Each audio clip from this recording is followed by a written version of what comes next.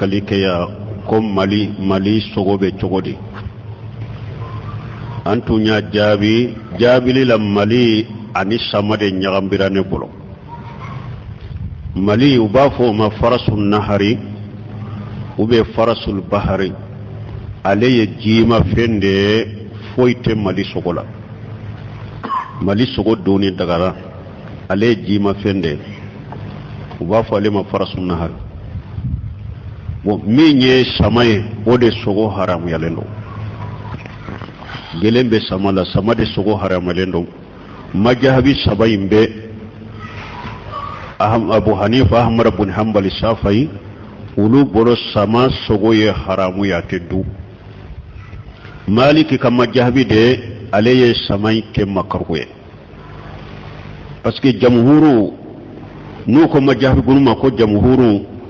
ukambe majahabi ni mo sabatara fami bo ni ciden ko wa kullu jinabi min ashibai fengo fenni gerende bala kungo kono feuna nabe yada ato nyogon ka kamina cide nyo haramuya donc o hadisa jamhuru saba mo sabai majahabi tigi sabai fengo fenni gerende bala sogo duniya haramude Abu Hanifa ani Shafi'i ani Ahmad ibn Hanbali gerebe fengo fenna nabe yada ne kaminali kenai ulu bolo tara hadisa no fe ulu e hadisa ke haramude bo imamu na Malik bolo gerebe fengo fenna ni shibawu do Malik kama jabi ulu ke makrude odi ato fen chama tumbedu jamana in kono ya ni kitabu salih ne hadisa we ba haramu yare soro ayu soro din chogodela gerende be fengo fennan hadisa in kono majabi sabay no haramuya Malik bolo makrude do Malik bolo warawo waranen kalawo suruku nunu ale bolo nunu be makrude donc me kuma sahalenye minyi haramude do kuma sahalenye minyi haramude do donc mugo kanin famu majabi ko kana mugo tade dalilaw de be laje minyi Abu Ja'far at-Tahawi aka qisa dobe Abu Ja'far at-Tahawi tumbe safaya de la tumle safaya kama jabi de la folo o kofe ay Abu Hanifa kama jabita anale Misra ani Abu Hanifa ka majabi karamo de nyon soso masaila dola Abu Ja'far at-Tahawi ale masalen fo chogola dalila wala qur'anani hadisa nin karamo do ko ma ko donc ete Abu Hanifa kama jabila wa akon nebe Abu Hanifa kama jahbila men nete tugo Abu Hanifa ko delate minna la yughliduhu wala yughlidu illa jahilu wala yughlidu illa mutaashibu akon mo shite majahbila dege fenna ni delidate minna qur'ani hadisa ni supporteri kelate ani dorke bo min be nyono ko afaraka wa qabiyun qabiu sonin kankan ngati ne khawiye ntaro bambano ba fo chogomi ha aw konna luma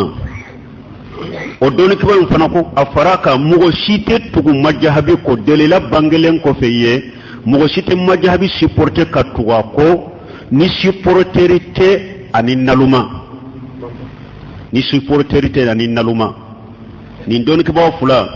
fo nin donna atumbe tale na Misra no be nin fo mo shite tugu majahabi ko delila yelen ko fe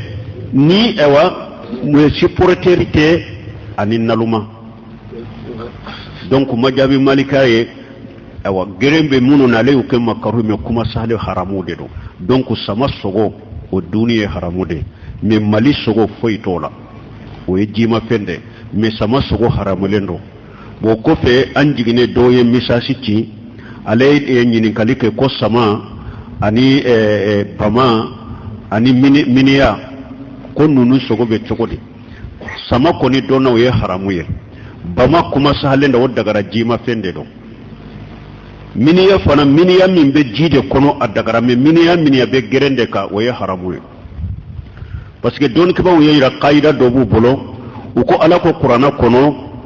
uhilla lakum saydul bahr wa ta'amuhu mata'an lakum wa lisayyarat ko ala ko qur'ana kono ko fengo fe sogo be bajila ko ala ko ne ala ya la daga wuye wa ta'amuhu mata'an lakum wa lisayyarat ta'amu ye munye uyinin tawsiri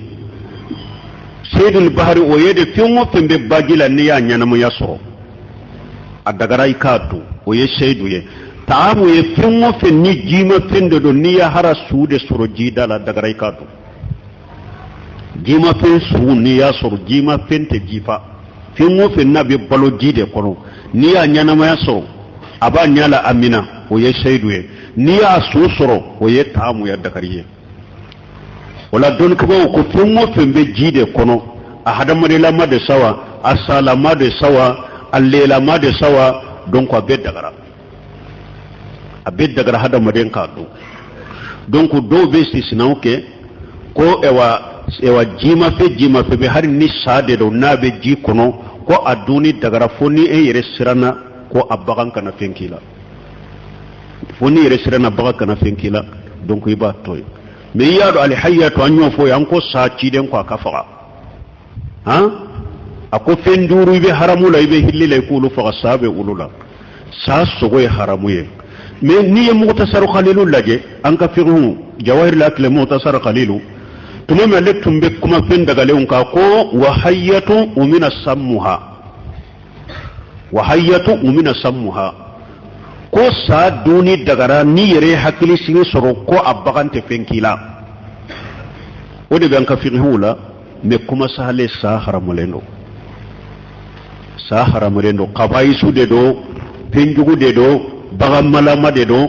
donc ate sate do ne ninya jima fenunye fengo fenko ni be jila ni nye khaida do o dagara wa alaikum salam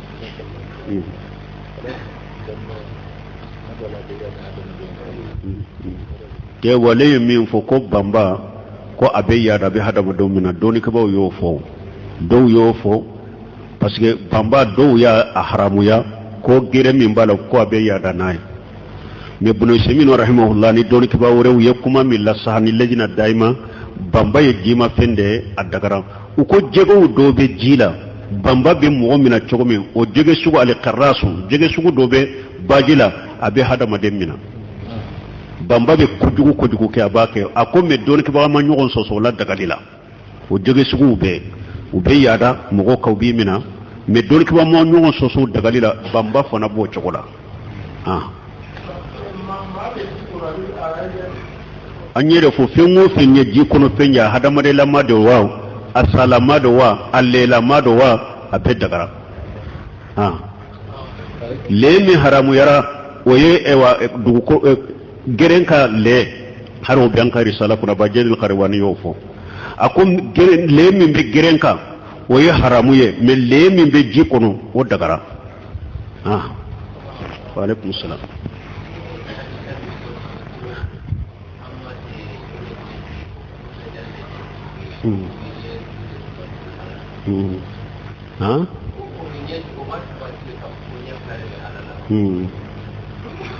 tebo ahli sunna wal jamaa makuma wala kide nyaayira doro nyekelente me nya fula de do nya saba de do kuma manoka kuma nyin kalikoka wa alaikum salam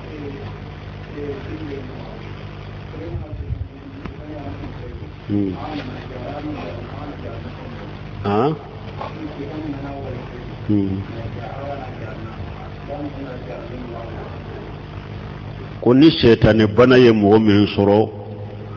ko abe islamiya sariya nyina ka furake cogodi ni setane bana ye mo soro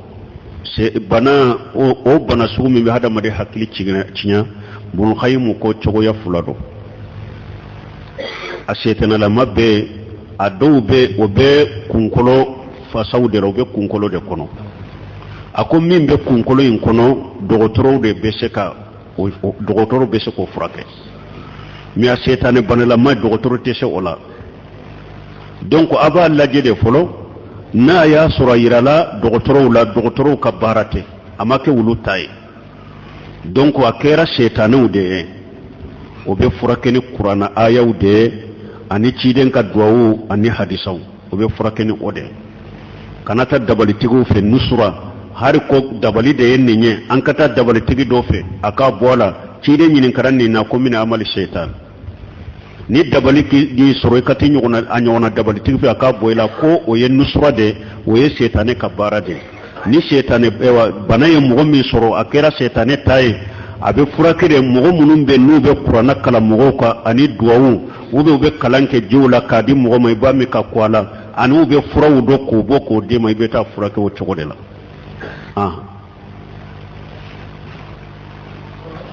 waaleykum salaam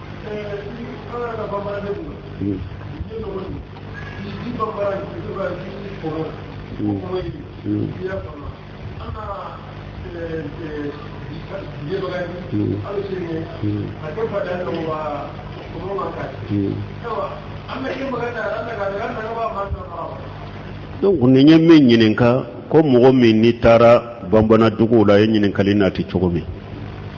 u y'u ka u sɔrɔ u ka bɔli sɔn na u b'a fɔ min ma kɔmɔ ko u ko i k'u ka kɔmɔ sɔn ka bakɔrɔni dɔ ta k'a d'a ma ko n'i y'o kɛ a bɛ cogo di n'i y'o kɛ ala deli i kana sa k'a sɔrɔ n'i ma tuubi dɛ ni mɔgɔ o mɔgɔ ye kɔmɔ sɔn i sara i bɛ taa dumɛ jahanaba kɔnɔ hari n'u bɛ sira la dɛ hari n'u bɛ ɲ'o de fɔ an ka lamɛn n'u bɛnna sira la cogo o cogo a tɛ daga i ka bɔli sɔn kɛ a tɛ daga i ka bɔli sɔn n'i ye bɔli sɔn dɔrɔn n'i sara ka i sara fulankafoya kunbaba kan o ye haramu ye dɔnnikɛbaaw ko nin ko sugu bɛ daga i ye dɛ ni karabali nana u ye marifa de jɔ i la sisan n'i man ka kɔmɔ sɔn an bɛ faga sisan u bɛ marifa yɛrɛma jɔ i la ko n'i y'a yira ni min an kɔmɔ sɔn an bɛ faga e yɛrɛ b'a dɔn co dankaniya b'u bolo ninnu ye min fɔ ni ne m'a kɛ u b'i faga donc nun donna aya kɔnɔ sisan man kafara billahi min ba'di imanihi illa man kafara man kafara ba'da imanihi man kafara billahi min ba'di imanihi illa man ukriha wa qalbuhu mutma'innu bil iman walakin man saraha bil kufri sadrahu ila akhir al aya wa ala kunni yorola akoni mugo kafir yarat ni alaye funna ya suru yikraba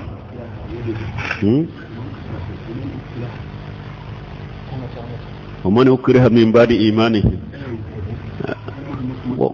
ودي أتونكو أمبا هتاجي ewa hafiju nyuma ma ankrefe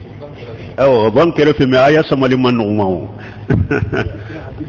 aya samali manuma wa ala ko ni mugo min kafira kalli man yakofe foni mugo min karabara ni diskul li man ni diskun wa qalbu mutamainu bil iman idiskum ma fantileno ni liman yayi basite eka me ni mugo diskun kono e kafiriya baranke ye musirka baranke asagira ka jay duskunye ala ko ala ka dimi be janga kata de bi ala ka dimi be donc ni karabara de sasa ita kera karabali de e bayindi komoyima me iduskun kono bayindi li koniya be duskun kono akoniya be duskun kono amadaye limaniya dafalen de bi duskun kono tawhid dafalen de bi duskun kono e nin koni ke mbekki ci cogo mi de fenti kawla nin donna karaba kono fenti ka wala ani ciden fana ko tajawaja lahni ummatal qata wa nisyan wa ma ustukrihu alayhi ala temena ne kam manton nu nyina kam minke o katawra na kan minke o karabara kam minke ala temena oka donc ni karabali bolo de do iyake karabali bolo de ka idiskum ma fantenu ni limaniya amadaye fenti kanina menna ya soro o karabali sugute ni yake ye musirki atebe min ye mamuru no habbe hadisa iren nati fatiru majiri la me hadisa masaha ako mogo do de do mogo fula de do kuna na boli batura de ma kuna na boli batula ma boli batula ma ko uko to kelendo ima anka boli so ako fentene bolode uko ay hari na kera lumo timete do e o mina doroy ka dama ay lumo mina ayadu ka boli masara tara januba mogo wure nana ko anka mogo teme ani manka boli so ko nete foidi ala tana nete foidi oma uko ay ni magele hari lumo ako hari lumo neta di ala tanama uya faga atara arjana Mahmoud ibn Wahab benni fo mais hadisa min do hadisa yin sahalente mais anye min fo kono ninde koni ayay ni karabara de donc basi tika tanki biskuma pantene liman yay mais ni ma karaba ni yake mushriki ya de rotebe wa alaykum salam o fana kanyin kale kanyin ni karabara ni ma se ka ko yi faga o be cogo di bunkasir ko i ka sabati ka tawhidi ka ki faga ka tawhidi ka wore kausa kelire abana ti ayayin tawsir la bunkasir adallaka abdullah ibn hujayfata awo qisannati abdullah ibn hujayfata umaru tilede do ani shebo tarak kelela yoro dola unanan masake do ka jamana la masake jugu ayu abdullah ibn hujayfata na ka jama be mina atara nuye jawo masake na islama chaman de minalen ba boloye abe tagabba de sigi taka ka tulu kala ni tulu ngulila abi nyana ma mina kifila kono fo inin katabo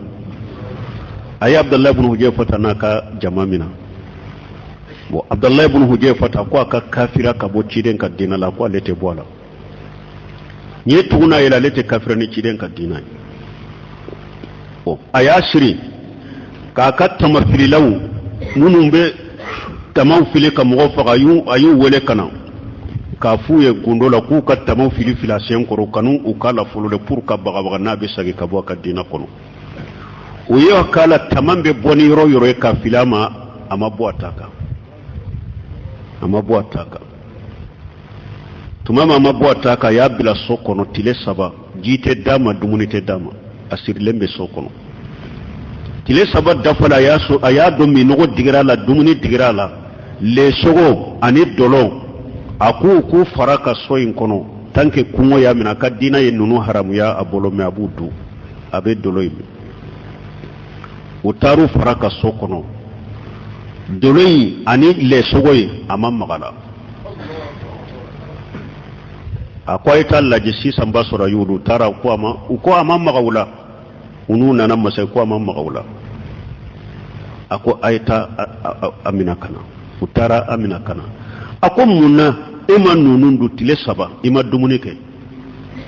ima mi munna ima nunundu ako nka silamiya sariya ya Allah daga nyede parce que tile saba ma dumunike dumuni daga lente mbolon hata gira darura nani ma nka silamiya ya Allah daga nyede mais munya nyuka mininu dumuni toye pour e ala jugu kana yele silamiya la wodi ya tumutu akubasitala akadaga bay uyado taka ka tulu ulala ka police risanfe aku ka dulo poli na ka jigi tulu kala inkono aya soro sana ka le bilala aye mugo do ta folo ko bilala o kam moyere sogo ni e wa farkolo be ka nyugo bilanya nyana daga inkono awa ku ka le fona bilala uya sir poli la a jigito kana daga makasira akonna kasira aya foni kana peteti abebo akadina la ako abe chugodi be bora ko ay e nyana ne bilato tulu kalaina nka sirana dewa ay makasi siranya nkamawo nka sira minna ninkele de fulenna na do na tulu ina ninkele abella jaba ala kama ninni mbora dura banna mbapede ninkeme de ka kenna sisa be ka kelen bo ala kama komi to soro odiya ton kasira akonni te bo akadina la akonni to bo akadina la ako sisa ne bi ebila kata ako ay ne kelente de silama minalen beya akoy bin kun embrasser mbi bila ibeta ko ni nekelente tade silama milalen bi boloya kafir kunkolo neto sumbo neto embrasser memba ke silama bi boloya pura beka bila mbi kun embrasser bu wudu bila nu beta ni otentake awa ko ni kun embrasser silama be nya be di mayna kata Abdullah ibn Huzaifa ya kun embrasser aye silama be dama anu tara tumami asera madina ye ko lakal umar ibn khattab ko ako Abdullah ibn Huzaifa ta kunna embrasser di kaka mugo be abbe kawlanka embrasser ne folo baka wunye folo donc bun kasir ben nin kisan nati ika sabati ta kai ke fagaka iki fagai tawhid ne kalli manaka ode kausa yere kafir kuma kafo ode kausa mushrike kuma kafo ode kausa ika mushrike barake men balma yen nin difference ya nin nununce difference min ban ci den ka sebote nunun be se kafiru la ube nunun tese e me an ko ka silama politique dila ka silama politique dila o be silamiya jo togodi من كفر بالله أنت منو وعليكم السلام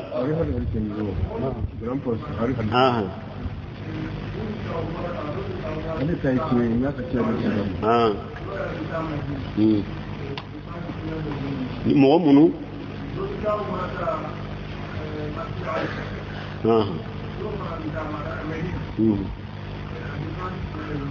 mɔgɔ minnu sigilen bɛ Makan kaw yɛrɛw bɛ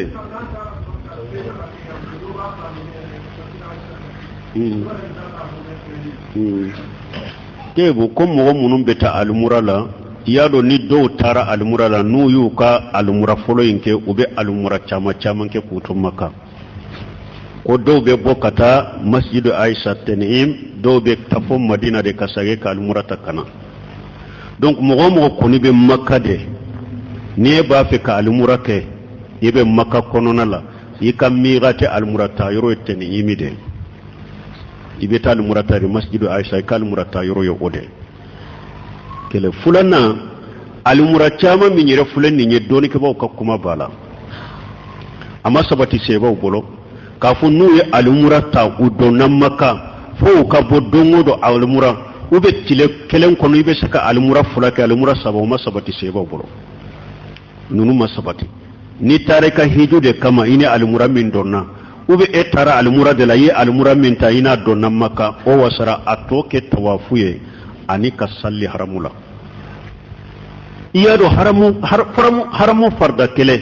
n'i y'a salli a bɛ komi farda ba kɛmɛ dɔw bɛ taa o alimura la i b'a sɔrɔ farda dɔ b'i da alimura min filɛ nin ye dɛlila t'a la sɔsɔli b'a la dɔnkɛbaaw bolo yɛrɛ dɔw ko bidiya yɛrɛ de don mɔgɔ kana kɛ sɛbɛw tun b'a kɛ salafu tun b'a kɛ dɔw ko sunna tɛ mais n'i y'a kɛ ayiwa an tɛ jalaki mais a kuma sahalen sunna tɛ ni salafu tun b'a kɛ mɔgɔ min bɛ se k'a kɛ e taara e ni alimura dɔnna i yɛrɛ ye donc n ka mɔgɔ dɔ bɛ yen n b'a fɛ ka alimura k'a ye e bɛ se ka bɔ ka taa Tan'im ka alimura k'i ka mɔgɔ ye mais n'a Tan'im masjid Aisha o bɛ Maka u b'a fɔ Tan'im de u b'a fɔ masjid Aisha donc i bɛ n'a b'a fɛ ka alimura kɛ mɔgɔ wɛrɛ i bɛ se ka bɔ ka taa masjid Aisha ka alimura ta ka segin ka na mais n'a y'a sɔrɔ i yɛrɛ de don i ni alimura fɔlɔ min donna a tɔ kɛ tawafu ye ani ka salli haramu la ani ka nafila caya ye ka kuranɛ kalan caya ye bon a ka fisa parce que Ahmad ibn Hanbal ɲininka salafu bolo ko alimura ni alimura cɛ différence jumɛn kan ka kɛ a cɛ a ko mɔgɔw tun bɛ jate minɛ i kunkolosi ka bɔ i kunkolosi ka fin alimura ni alimura cɛ i kunkolosi ka fin parce que alimura la fo kunkolo ka kɔfɛ ou bien a ka di mais den kelen kɔnɔ ni alimura saba kɛra kunkolo bɛ di cogo di ou bien don o don alimura kunkolo di bɛ kɛ cogo di kunkolo kɔfɛ bɛ kɛ cogo di o de y'a to salafu bolo u ko alimura ni alimura cɛ a dɔgɔma ye mun ye i kunkolo si a ka fin maana n'i y'i kun di ni kunsigi bɔra i kunkolo la finna bɛ se ka di tuguni i bɛ se ka alimura wɛrɛ kɛ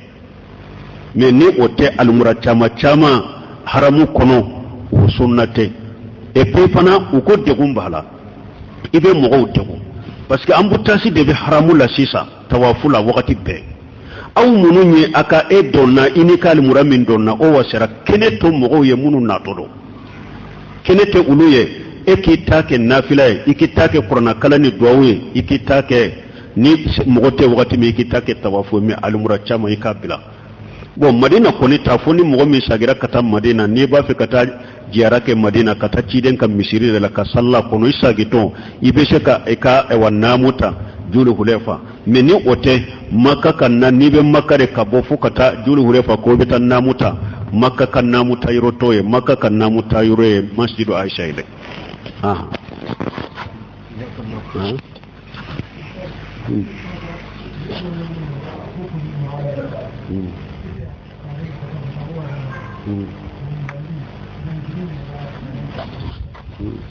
tewo ko mogo dobe fen fo mawiya ciden ka seba de ciden ko la tasubbu ashabi akwa kanin ka seba unani wallazi nafsi biyadi law anfaqa ahadukum misla jabal uhud jahaban ma balagha muddi ahaduhum wala nashifahu ciden ko kanin ka seba unani de aw dola kele hudu kunu nyogona sanu niya sadaqati kadi alama ulu kopunya kele saw yere tede ulu ka kopunya kele tamaron ube atilanche e ka hudu kunu nyogona sanu baraje te se ulu ka kopu tilanche rema nu ya sadaqa ate kelenye ate daraja la ate wati la ate kelenye ate kategori nye ikanna ne bagawte mawiya ye ciden ka seba de ate daga moshikana ne ate daga ka kuma jugu foye ciden ko ni mogo ne ka seba nani ala ka danga bika hada madon ka danga bika dangali kala bibi danga siben kan ne seba nani baga dangali kala bibi danga donc ate daga mogo shika fenfo mawiya ciden ka seba de do seba be har ni an ka risala kala nyode fonko abajede al qarawani akari sala muqaddima aqidatu ahli sunna wal jamaa ako yajibu li musaki amma sajara bainahum ako ko min temina sebo ni nyogonce a wajibra hada maden kelen iki ne mina ka bola har kelen minu ni nyogon soso munu ni pem munu temina sebo ni nyogonce akwa wajibra hada maden kelen ma iki ne mina ka bola ikana fo be detail fola kana fo be jodi budoma kana fo be do jaragi kana fo be fengo ja ko yire mina ka bo ola u be ciden ka seba be mogotilele be yi ka istihadu deke ala jennu be koro donc hada moden ki damina kay ne mina ka bo ciden ka seba uma ako fulana ko ka wula kama beta ciden ka kaburu jiyara otebbe iba fore beta ciden ka misiri jiyara parce que ciden ko la tasuddu irhalu illa ila salasat masajid masjid al-kaaba wa masjid al-aqsa ciden ko hada madin kani kan minawulta koy beta batoke yoroshi ko yoro saba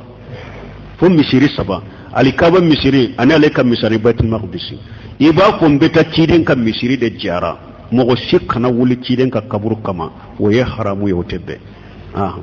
subhanakallahumma rabbana bihamdika ashhadu an la ilaha illa anta astaghfiruka wa atubu ilaik